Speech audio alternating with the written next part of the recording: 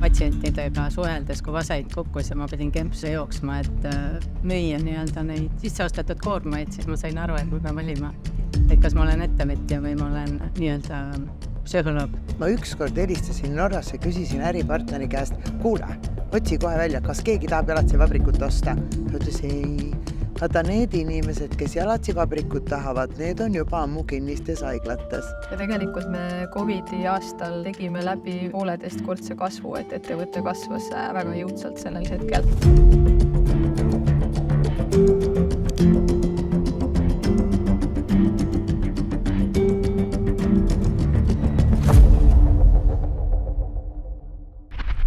Äriregistri andmetel tegutseb Eestis üle 260 000 äriühingu. Nendest paljude eesotsas on naised. Täna saame tuttavaks 3 naisega, kes kõik astusid ärimaailma 25-aastasena. Sõduritele saapaid tootva jalatsivabriku Samelin pikaaegne juht ja omanik Leida Kikka, vanametalli kokkuostuga tegeleva Kronimet Nordicu tegevjuht ja juhatuse liige Eva Pedjak ning rõivabrändi Marimo Fashioni omanik ja loovjuht Mari-Liis Pikkar jutustavad, miks valisid turvalise palgatöö asemel ettevõtja elu. Ettevõtjaks tegelikult sünnitakse. Inimesel peab olema mingisugune iseloomujoon, mis sobib ettevõtjale. Üks on ju riskivõtmine ja julgus ja kiire otsustavus. Mul oli lihtsalt 2 aastat noore vend, kellel oli see võidusoov veel suurem. Et tegelikult lapsepõlves olen ma terve elu kaotanud temale jalgpallist, igasugustes pallimängudes, jooksus. Aga ma arvan, et see ettevõtja pisik on sees ja ma ei ole kunagi alla andnud. Isegi kui ma kogu aeg kaotan, ma ikka nagu pusin edasi. Kõige pikema ettevõtja karjääriga on Eesti, Soome ja Norra armeele ning teistele NATO armeeüksustele jalatseid tootva Samelini saapavabriku juht Leida Kikka. Aastakümnete pikkune töö on toonud Leidale mitmeid tunnustusi. Näiteks Valge Tähe 4. klassi teenetemärgi, Kaitseministeeriumi teenetemärgi ja Tartu linna aukodaniku tiitli. Lapsepõlves unistas Leida aga hoopis ühest teisest ametist. Tegelikult oli mul kuskil 5. klassist peale unistus saada advokaadiks ja sellepärast ma läksin ka õppima õigusteadust ja paraku siis minu peres oli selline asi, et ema oli nagu oma ajast ees. Tegeles eraettevõtlusega, mis tollel ajal oli siis keelatud ja selle tõttu siis mina ei saanud juristina kuskil töötada riigiasutustes, sest ma ei olnud piisavalt puhtast perekonnast. Siis ma mõtlesin, et ega siis käega ei löö ja nii ma siis proovisingi minna, et ettevõtetes on ju juristid ja juristidel on tegelikult üldse lai tööpõld. Ja nii ma siis läksingi ettevõttesse kadriinspektoriks. Osakonna juhataja oli inimene, kes täitis juhtkonna korraldusi piinliku täpsusega, ta oli väga korralik töötaja. Aga mina ei ole kunagi olnud see inimene, kui mulle midagi ei meeldi, siis mul on oma arvamus, ma ütlen selle välja. Osakonna juhataja ütles mulle, et ma näen, et sind on võimatu ohjeldada, sa astud minust pidevalt üle, sa korraldad asju üle, ma ei tunne ennast mugavalt ja kuna ma ei ole ka Tartust, et siis ma loovutan oma koha sulle. Ja siis ma juba sain osakonna juhatajaks, siis asedirektoriks 1,5 aasta pärast. Nii sai Leidast toonase Tartu naha- ja jalatsikombinaadi direktor. Vabariigi taasiseseisvumisel tekkis tal aga võimalus minna kaasa kombinaadi erastamisprotsessiga ja salajasel hääletusel valisid ettevõtja 400 töötajat selle juhatuse esimeheks just Leida. Nii sai 1994. aastal Leidast Samelini juht ja viimased 10 aastat on olnud selle ainuomanik. Kuna ma olin olnud ikkagi kaadriosakonna juhataja, kes oli siis aasta otsa tegelikult ju kõigi töötajatega tegelenud, ma tundsin kõiki töötajaid nimepidi, nägupidi, tegelesin nende tööprobleemidega, nende isiklike probleemidega, paljud nendest olin ma võtnud tööle, lihtsalt need inimesed, nad olid minuga nagu nii lähedased või kuidagi ma tegelesin nendega. See loogiline jätk oligi see, et keda siis veel, et ikkagi see meie püha kaadriosakonna juhataja, kes siis meie eest seisab ja meiega tegeleb.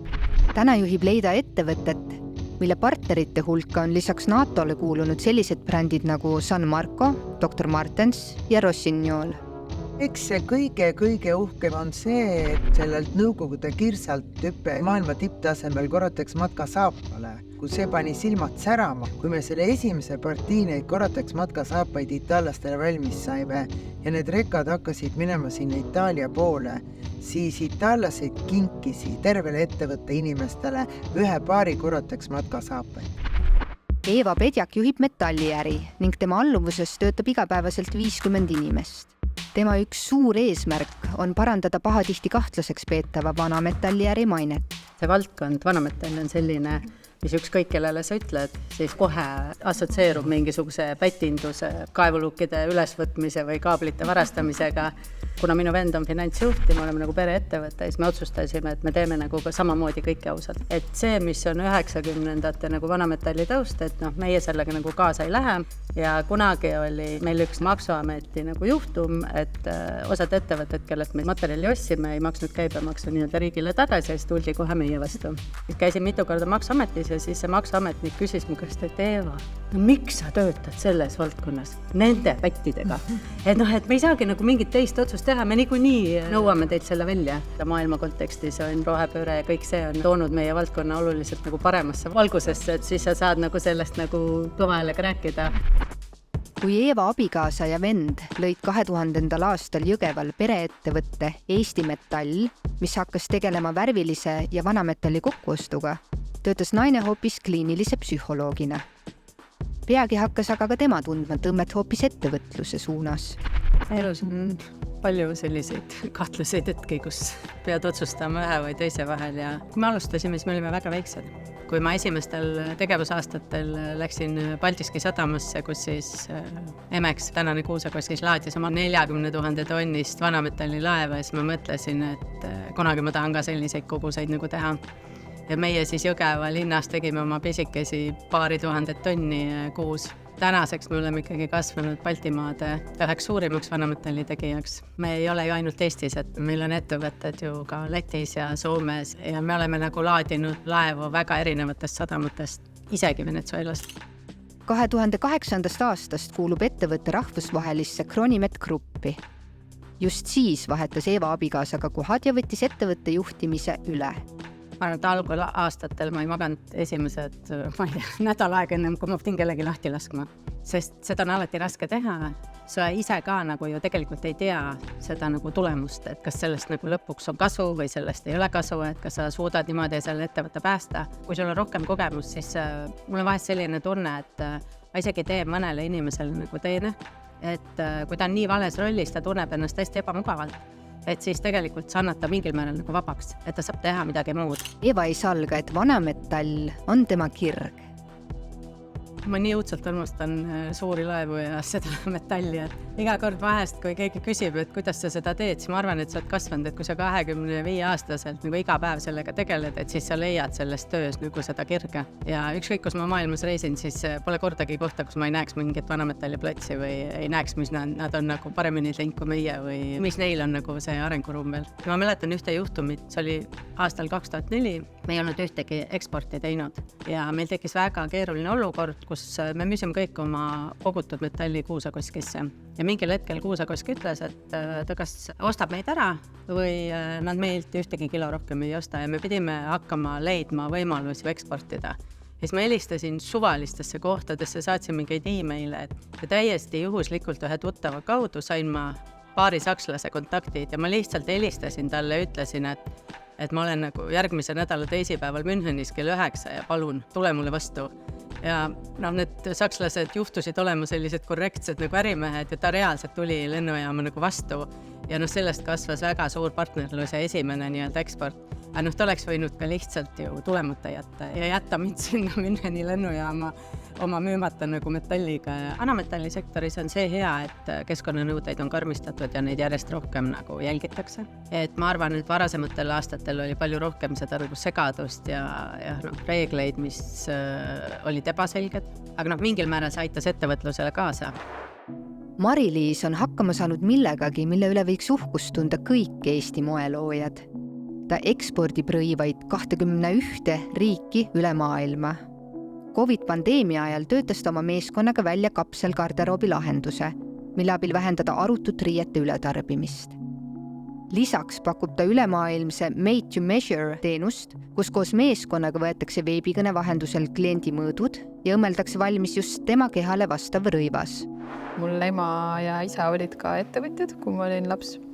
Ja kui ma tulin välja selle mõttega, ema lisale ütles, et ma hakkan oma rõivabrändi tegema, siis ema ütles, et sa oled hull peast. Sa oled lõpetanud magistrikraadi, mine kuskile hea palgaga tööle, sul on elu palju rahulikum.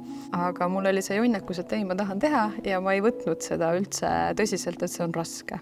Ja siis ühel hetkel, kui ma olin aastaid teinud, ma mõtlesin, et kui keegi oleks mulle päriselt ära seletanud, et kui raske see tee tegelikult saab olema, et kui raske on ennast sealt nullist üles töötada, et äkki ma oleks siis teinud teise otsuse. Aga see ema kuidagi see kuulda võtmine too hetk see ei tulnud nagu kõne allagi.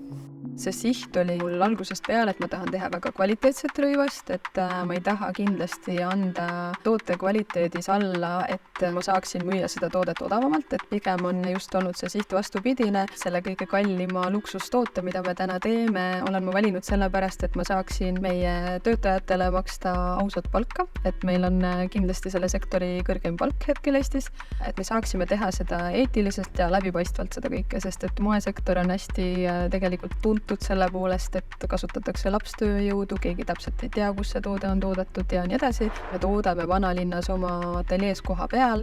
See toode, mida me müüme, et kui keegi vaatab, et toode maksab 2000 või 3000 eurot, see tundub kallis, siis tegelikult see ongi selle toote päris väärtus, et sinna läheb päris inimeste aeg, päris inimeste töö. Oma ärielus on igal juhil tulnud ette väga raskeid momente. Ma isegi olen märkanud, et nüüd olles nagu põhimõtteliselt 25 aastat ettevõtja, siis ma ise näen, et tegelikult sa mobiliseerid ennast ainult nendest nagu suurtes vigades või selles nagu kriisis. Et nii, kui läheb nagu hästi, kuidagi tunned, et siis tegelikult võtad endale selle nagu pausi ja alati, kui tuleb see kukkumine. Mina olen täpselt seda sama täheldanud, et nii kui hakkad vabamalt võtma, siis läheb ka kehvemini või tulebki mingisugune kriis või tuleb hakata lahendama. Kriisid ongi et tohutu edasiviiv jõud. Et just see 2009 ju, kus oli meil ka 6 kuud umbes pankrotini, panid nii kiiresti tegutsema, nii kiiresti jooksma ja igasuguseid pööraseid otsuseid vastu võtma. Jaanuari palga maksime märtsis-aprillis nimekirja alusel jupi haaval, sest lihtsalt olukord oli väga hull. No üldse raha pangaarvel ei olnud ja siis laekus mingi raha. Ja siis ma läksingi vabrikusse, seisin töötajate ees ja küsisin, teate naised, andke mulle nõu, mis ma teen. Meil on pangaarvel nii palju raha. Kas ma maksan teile täna palga ja te peate minema 8 nädalaks koju, sest mul ei ole materjale osta raha. Või ostan materjalid, ma ei tea, kuna te palga saate, aga teil on tööd 2 nädalat. Ei, ostke ikka materjale, mina olen pensionär, minul ei ole üldse, mina ka. Ma olen väga palju nagu kogenud neid samu hetki, et palgapäev on lähenemas ja vaatad, et laekumised ei ole tulnud ära, eks ju. Enamasti muidugi mina olen selline tüüp, et ma võtan selle enda peale, ma mõtlen midagi välja, aga see oli väga hea näide praegu. Et just, et teinekord ongi, et ongi vaja minna ja öelda, et näete, praegu on nii, eks ju. Mul on lapsepõlvest üks ema sõbranna, kelle mees oli ettevõtja. Ja mina olen elanud täiesti nagu maakohas, eks ju, külas ja nemad elasid osaliselt Tallinnas. Ja siis ma mäletan, kuidas ema sõbranna käis meil ka külas ja rääkis jälle, et kuidas tal mees jälle viimase raha kraapis kokku, eks ju. Ja siis ma mäletan väikse nagu mõtlesin, kus ta kraabib kogu aeg seda viimast raha kokku, kuidas see käib niiviisi. Me oleme ka vist peaaegu 3 korral olnud nagu pankroti lähedal. Viimane kord on lihtsam, sest meil on suur Saksa grupp on nagu taga, aga kui me olime ainult oma pead väike Eesti pereettevõte, siis oli pidevalt see probleem, et sul ei ole raha. Ja vanametall on valdkond, millel on käibed väga suured ja mis summad ulatuvad nagu kolossaalsetesse nagu mõõtmetesse ja pidevalt on nagu miljoneid puudu. Mitte nagu mingeid 10 000, ja sa pead kogu aeg opereerima ja otsima neid miljoneid siis kuskilt taga ja ma olen ikkagi käinud, laenan mööda maailma kokku lootes, et ma ikkagi kunagi tagasi maksan, et õnneks siiamaani kellegile nagu võlgu ei ole pidanud jääma ja et on alati selliseid partnereid, kes siis usuvad, et sa tegelikult nagu maksad tagasi. Ega mina olen ikka mitu korda ka mõelnud sellele, et ma enam ei taha, et selline allaandmist hetki on ka olnud. Aga siis, ma ei tea nagu saatus kuskil või mina ei tea, siis saan jälle mingi medali. Me üritasime pikalt saada oma vanametalli nagu Türki eksportida, kuna Türgi on kõige suurem importija maa nagu vanametallile. Ja ma vist 2 aastat pusisin sellega, käisin seal kohal ja proovisin leida neid partnereid ja seal on hästi suur ringkaitse. Ja kõik nagu teised Euroopa ettevõtted siis proovivad vältida, et sinna nagu turule keegi läheb, et siis sa pead läbi nende nagu müüma. Ja siis ma olin ka täiesti alla andnud ja helistasin meie nii-öelda Saksa siis partnerile, ütlesin veel 4 päeval, et nüüd on küll kõik. Et mina loobun ja ma ei tea, mõelge midagi muud välja, aga ja siis reedel helistas mingi suvaline türklane on ju ja põhimõtteliselt sellest koorus välja lugu, kuidas siis pärast 2 aastat laupäeva hommikul kuskil Tartus McDonaldsi nagu kohviku ees ma tegin oma esimese nagu Türgi müügi. Alati selle nagu kõige hullemal hetkel tuleb sealt nurga tagant, tuleb see mingi täitsa uskumatu nagu võimalus. Et see kuidagi tihti on nii, et nagu pead jõudma või suutma ära oodata selle õige momendi. Kriisidest rääkides meenutab Leida, kuidas ta oma sõnaosavuses suutis kord ära rääkida isegi võlga tagasi nõudma tulnud pangatöötajad.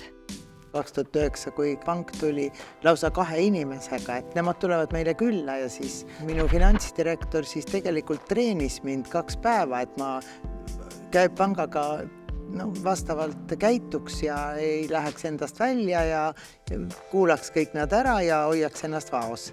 Ega ma seda ära nüüd ei teinud, seda käitumisreegleid ei täitnud, siis nad ka küsisid, et millal te ükskord kasumisse jõuate. Täpselt tahan järgmise aasta käibeprognoose, ma ütlesin, et absoluutselt kohe annan, kui te ütlete mulle täpselt jaanuari-veebruari välistemperatuuri, palju ma suusasaapaid müüa saan. Ühesõnaga kohtumine lõppes sellega, et ma sain 1 miljoni raha juurde. Mari-Liis, kes kasvatab koos samuti ettevõtjast abikaasaga 3 väikest last, on tundnud ka seda, kuidas igapäevaelu lööb ühel hetkel lainele üle pea ja tahab meele murda. Paar aastat tagasi, kus meil teine laps iga öö ärkas kella 2 paiku, et emme, ma tahan mängida. Et iga öö oli magamata ja siis samas hommikul sa pead minema hakkama oma kohustusi täitma. Ja ühel hetkel mäletan, ma lihtsalt ikkagi väga väsinud istusin kuskil magamistuppa maha, lihtsalt nutsin, et ma enam ei jaksa.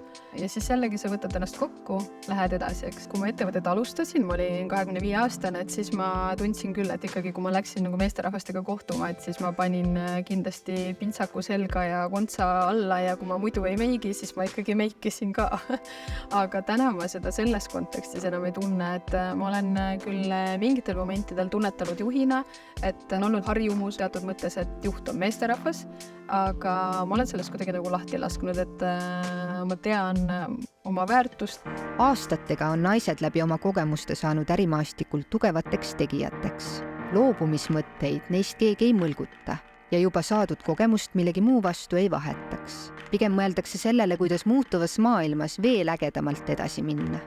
Unistus, mida ma veel tahan ära teha, et meil on uus tootmishoone, kus on kaasaegsed tootmistingimused, kus on töötajatel tõesti, et siit tuleb siis materjal sisse ja läheb loogilist rada pidi ja siin on autodele laadimine. Aga selleks, et seda teha, on mul nüüd vaja võita hästi suured ja keerulised riigihanked. Minu jaoks on hästi oluline, et see vanametalli maine nagu paraneks kõigi meie töötajate kõigi jaoks, et nad tegelikult saavad aru, et nad on teinud nagu väga vinget asja nagu pikki aastaid. Ja minu jaoks see ongi üks nagu oluline koht edastada seda sõnumit, et me teeme õiget asja, see vanametalli taaskasvatusse suunamine on väga oluline, see aitab meie tuleviku puhtamale keskkonnale kaasa ja nagu meie lastele nagu selle parema keskkonna loomisele, et see on see, mille nimel ma iga päev üles ärkan ja nagu tööle lähen. Ma pakun 9 inimesele tööd, 9 inimesel on leib laual, et tegelikult see on väga suur asi. Ja teiseks me toome riiki raha juurde, me maksame makse, et selles mõttes me aitame ka Eesti riiki üleval hoida. Ja kolmandaks siis mul on 3 last, et nagu mul abikaasale meeldib öelda, et 1 emale, 1 isale, 1 riigile.